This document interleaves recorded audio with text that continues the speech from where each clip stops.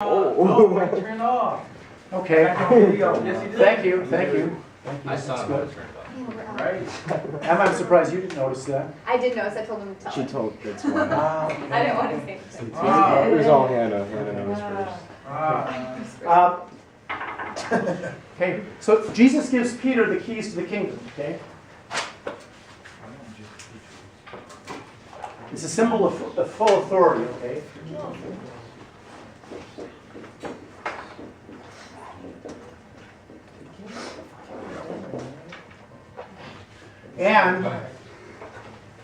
And the power to bind and loose. Okay? What you bind on earth shall be bound in heaven. What you loose on earth shall be loosed in heaven. Okay? To bind and loose. Okay? And this is Matthew, okay? Chapter 16, 13, and forward. Okay? And Jesus gave all the apostles authority to bind and loose. Okay? Okay? All the apostles he gave that authority to. Okay? And we see this in Matthew 18:18. Okay? He says to all the apostles, I'll give you the power to bind and loose. What you bind on earth shall be bound in heaven. What you loose on earth shall be loosed in heaven. Okay? And we know from the Bible, okay, we know from the Bible that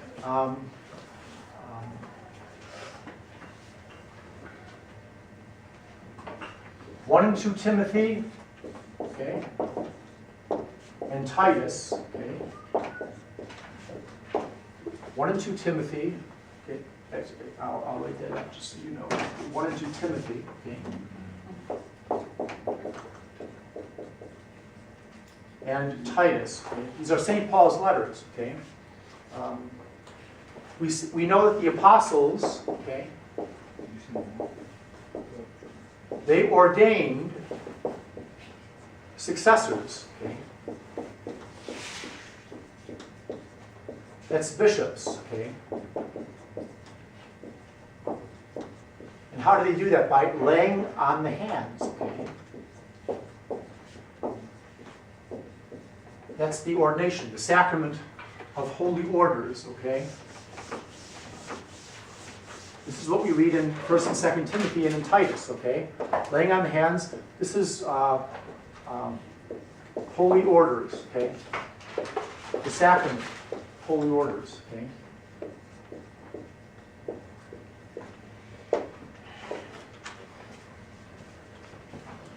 To guarantee that there would be successors to the apostles.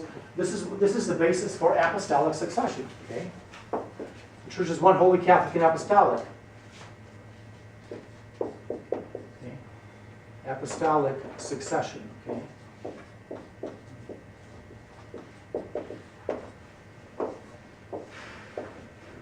The Pope and the bishops today are successors to Peter and the apostles. It's through the laying on the hands, holy orders. Okay? The bishops have that power to continue the teaching of Christ. Now, where else do we see that Jesus gives power to the Peter and the apostles to teach, to govern, and sanctify? Okay, we see it in the Great Commission, okay, of Jesus. The Great Commission of Jesus. Okay.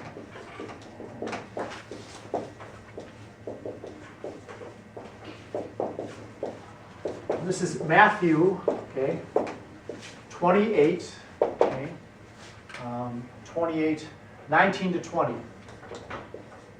What does Jesus say? He says, go, okay, go and make disciples of all nations, okay,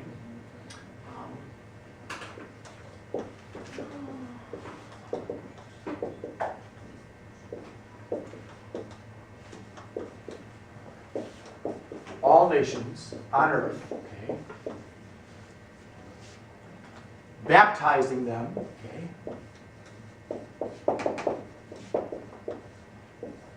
and baptizing is sanctifying. Okay? St. Paul says this, 1 Corinthians chapter 6, verses 9 to 11. He says, you were washed through baptism, you were sanctified, okay?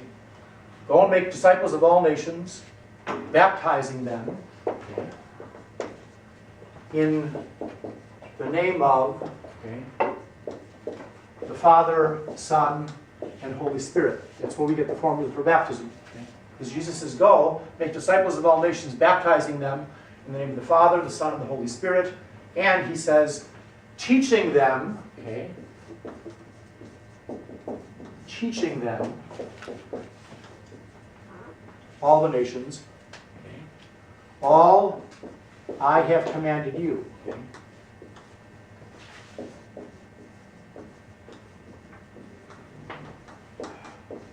So this is the Great Commission. Go out and make disciples of all the nations, baptize them in the name of the Father, Son, and Holy Spirit, teaching them all that I have commanded you. He gave his apostles authority to teach.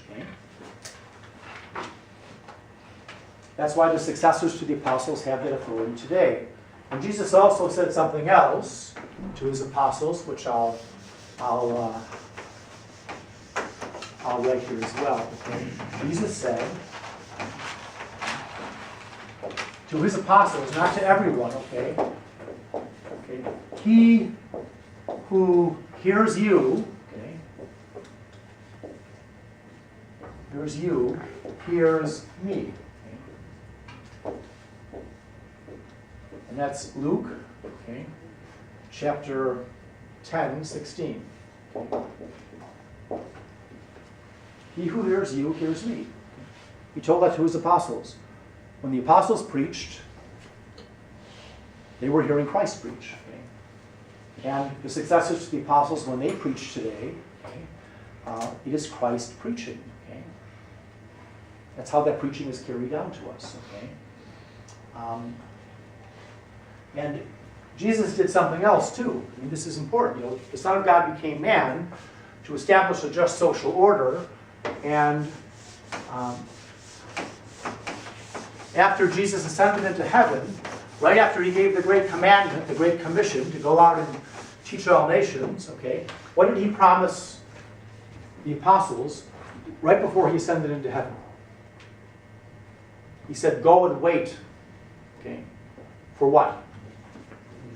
What was going to happen? Till he comes back? Well, Right? actually, before then, something was going to happen. Oh, the cast down of those, but not cast down. Well, the coming of Pentecost, So, Jesus, That word down. so Jesus, and the Father, and the Father, sent the Holy Spirit.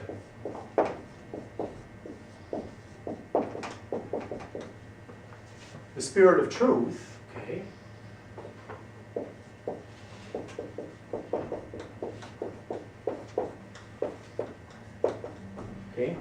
to guide the church.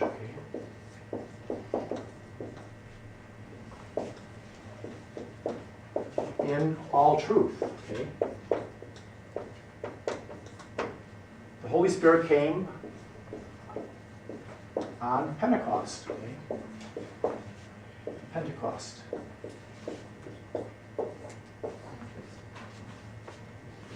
And this is John 14:16 and 16:13. Jesus says, I will send the Spirit of truth upon you, to lead and guide you in all the truth.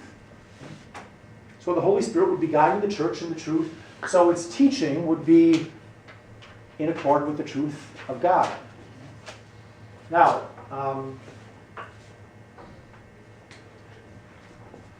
this is all important because this is what gives the church authority to teach in regard to the social order. And what do we call the teaching authority in the church?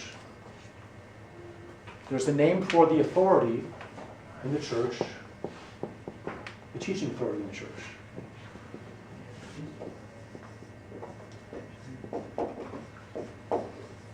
Magistrate.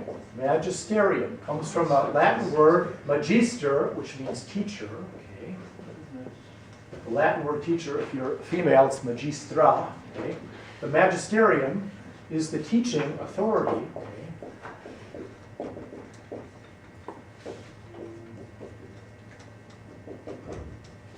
Of the church. Okay.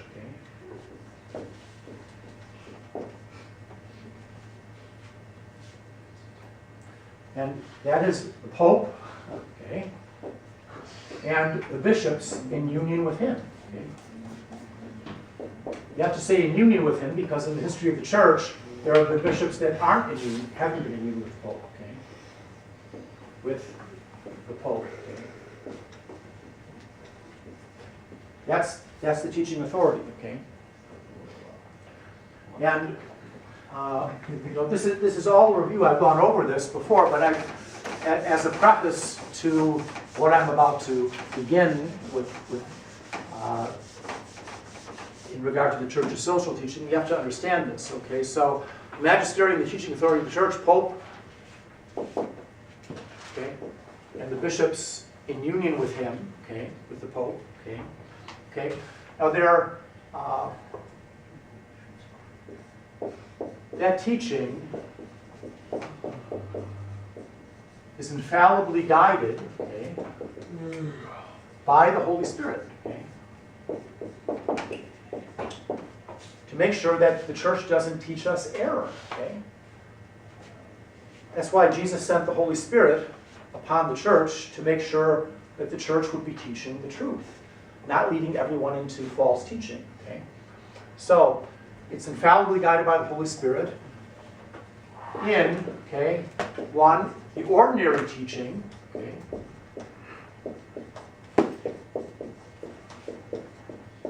okay, then that's the teaching through the centuries, okay,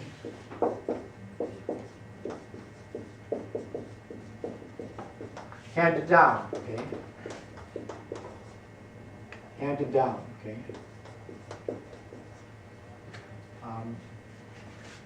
And, you know, we have to just nuance this too, okay? It's just on matters of faith and morals, okay? That's what matters of faith and morals, okay?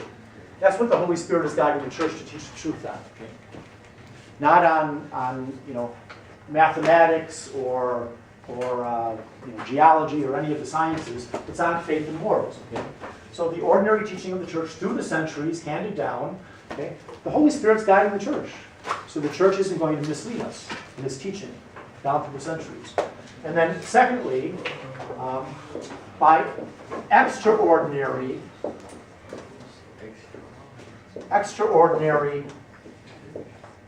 teaching, okay?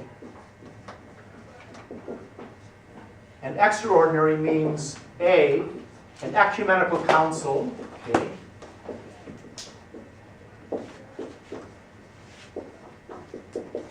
For example, the Council of Nicaea, okay? The Council of Nicaea proclaimed that Jesus was God because there were people going around claiming that Jesus wasn't God. Arius was his name, Arianism. He said there was a time when the Son of God was not. So they held a council at Nicaea, and they put together a formula for us. That Jesus is God from God, light from light, true God from true God, begotten, not made, one in substance with the Father. Okay? That's infallible teaching. An ecumenical council means the Pope and the bishops come together. Okay? That's what ecumenical council means. Okay? Pope and the bishops. Okay?